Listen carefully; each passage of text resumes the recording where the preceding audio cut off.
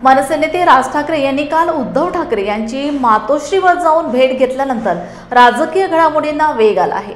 दोघांमध्ये युतीची चर्चा जोरात सुरू झाली आहे। दरम्यान या भेटीवर भाजप नेते किरीट सोमय्या यांनी प्रतिक्रिया देत या युतीमुळे कवडीचाही फरक पडणार नसल्याचा टोला लगावला आहे।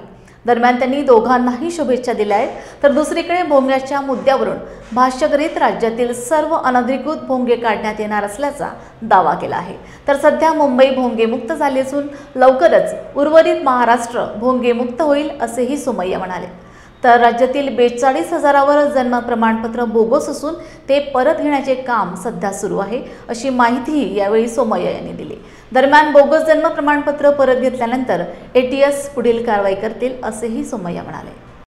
झाल्यानंतर ते परत घ्यायचा, तर एक पहिला टप्पा असा झाला की ते 6 लोकांकडे जन्म हिंदुस्थानात झाल्याचा कोणताही पुरावा नाही आहे।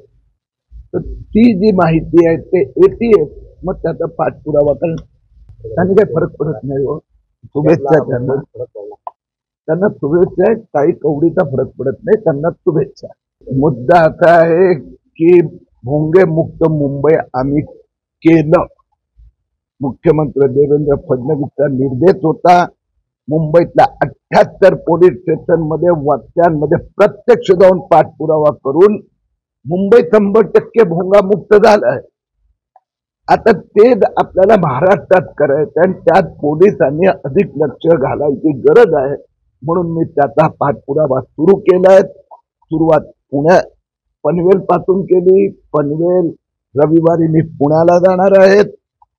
पुणे शहर आणि पुणे जिल्ह्यात फक्त 15% मस्जिदीकडे परमिशन आहे। उरलेल्या 85% भोंगे खाली उतरवावे लागतात। महाराष्ट्रात एकंदर 42,000 जन्म प्रमाणपत्र बेकायदेशीररित्या देण्यात आले, ते रद्द करण्याचा शासनाने निर्णय घेतला।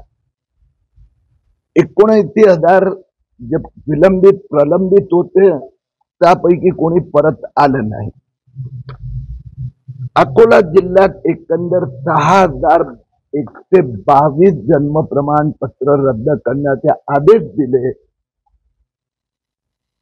ऑगस्ट महिन्यात म्हणजे जुलै महिन्याचा दुसऱ्या आठवड्यापर्यंत यातना फक्त 150 प्रमाणपत्र परत आले होते।